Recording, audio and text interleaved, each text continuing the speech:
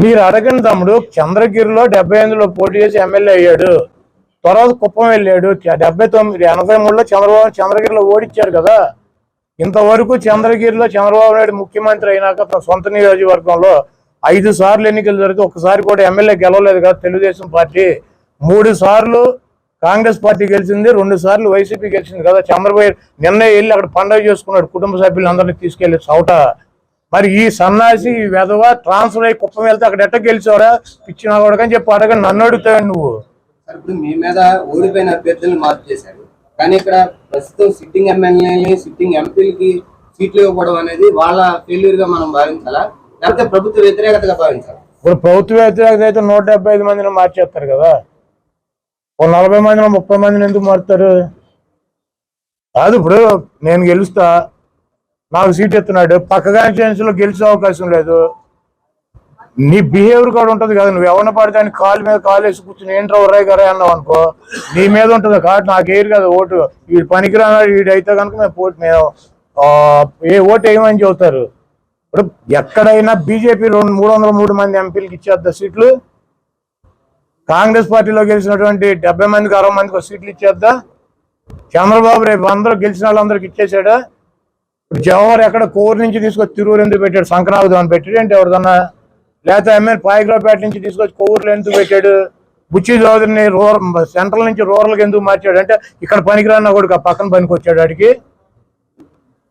గద్దె రామ్మోహన్ గన్నవరం నుంచి తీసుకొచ్చి విజయవాడ ఎంపీకి ఎందుకు పెట్టాడు?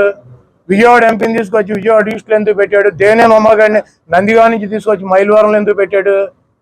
అంటే ఈడు చేస్తేనేమో సంసారం, మిగిలిన వాళ్ళు చేస్తే వ్యభిచారం. సొల్లు మాటల్లో 420 మాటలు చంద్రబాబు. మీరు ఆ చంద్రబాబు మాటలని పట్టించుకోమాకంటే అడన్నీ దొంగ మాటలు చెబుతాడు. ఇప్పుడు మా జిల్లాలో దేవినేని ఉమ్మ నందిగామ మైలవరం ఎట్లా గెలిచాడు?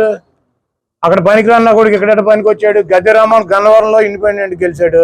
విజయవాడ ఎంపీకి ఎట్ట పెట్టాడు? అమ్మటి బ్రాహ్మణయ్య గారిని అవినిగడ్డ నుంచి తీసుకెళ్లి బందర్ ఎమ్మెల్యే ఎట చేశారు 94లో. మళ్ళీ బందర్ ఎంపీ ఎట చేశారు, మళ్ళీ తీసుకెళ్లి అవినిగడ్డ ఎమ్మెల్యే గట్ట పెట్టారు. డివై దాస్ దేవురు పామర్రా? అది ఇవన్నీ పనికిరాని మాటలు. ఈ సొల్లుగాడి మాట్లాడేటువంటి సొల్లు పురాణం నన్ను అడుగుతారు. అటువంటి వెధవలు మాట్లాడే మాటకి అర్థం పర్థం ఉందా? చంద్రబాబు ఎక్కడి నుంచి పోటీ చేశాడు? చంద్రగిరి నుంచి పోటీ చేసి ఒకసారి ఎమ్మెల్యే అయ్యాడు, ఒకసారి ఓడిపోయాడు. 100 కిలోమీటర్లు కుప్పం పెట్టలేడు ఆ సన్నాసి. అది ట్రాన్స్ఫర్ అనరా? మంగళగిరిలో పుట్టి పెరిగాడా లోకేష్ పొప్పుగాడు? ఈడైనా అక్కడ గోళీలు ఆడాడా? చదువుకున్నాడా? అక్కడ పుట్టాడా? అక్కడ ఏమైనా పెరిగాడా? అక్కడ ఏమైనా ఇల్లు ఉందా? అది కొంప గోడు ఏమైనా ఉన్నాయా? అది మంగళగిరిలో ఎట్ట పోటీ చేశాడు? బాలకృష్ణ హిందూపూర్లో పుట్టి పెరిగాడా? బాల హిందూపూర్ ఎట్టెళ్ళాడు ట్రాన్స్ఫర్ అయ్యి ఇంటర్వాల్ ఎట్టెళ్ళాడు. తెక్కలు ఎట్ట పోటీ చేశాడు, తిరుపతిలో ఎట్ట పోటీ చేశాడు, హిందూపూర్లో ఎట్ట పోటీ చేశాడు. వాళ్ళ పార్టీ అధ్యక్షుడు ఇన్నిసార్లు. నల్గొండలో పోటీ చేశాడు, కలవకుర్తిలో పోటీ చేశాడు. ఎన్ని దొంగ మాటలు, 420 మాటలు. చంద్రబాబు అనేవాడు ఒక 420 దొంగ. వాడి చేస్తే సంసారం, ఇతరుల వాళ్ళు చేస్తే వ్యభిచారం అని చెబుతాడు. ఎక్కడైనా ఎప్పుడైనా పార్టీ ఒక ఓటు బ్యాంకు, ఆ కులాలు సమీకరణ వల్ల ఎవరిని ఎక్కడికైనాటువంటి మార్చే హక్కు అధికారం ఈ ప్రజాస్వామ్యంలో ఒక రాజకీయ పార్టీకి ఉంటుంది. ప్రజాస్వామ్యంలో రాజకీయ పార్టీకి హక్కు ఉండటమే కాదు, మార్చినటువంటి అభ్యర్థుల్ని గెలిపించినటువంటి 100% గెలిపించినటువంటి చరిత్ర కూడా ఈ రాష్ట్ర ప్రజలు, ఈ దేశ ప్రజలు ఉంది. సోనియా గాంధీ ఎక్కడ పుట్టింది, ఎట్లీలో పుట్టి ఇక్కడ వచ్చేందుకు పోటీ చేసిందని అడిగితే ఏమర్థం చెబుతారు? వెళ్ళి బళ్ళారిలో పోటీ చేసింది, బళ్ళారికి నీకు సంబంధం ఏంటని అడుగుతారా? యూపీలో పోటీ చేసింది, యూపీకి అమ్మాయికి ఏంటి సంబంధం? రాజీవ్ గాంధీ వెళ్ళి కేరళలో ఎందుకు పోటీ చేశాడు? ఇవన్నీ పనికిరాని మాటలు. మోడీ గారు గుజరాత్ నుంచి వెళ్ళి యూపీలో ఎట్ట పోటీ చేశాడు కాశీలో? ఇవన్నీ ఉన్నాయి. చంద్రబాబు లాంటి పనికిరాని వెధవ మాట్లాడే మాటలు మీరు పట్టించుకుని అడిగితే ఎందుకు టైం వేస్ట్? కాకపోతే ఇవన్నీ ప్రతి రాజకీయ పార్టీలోనూ సర్వసాధారణంగా జరిగేటువంటి మార్పులు చేర్పులు.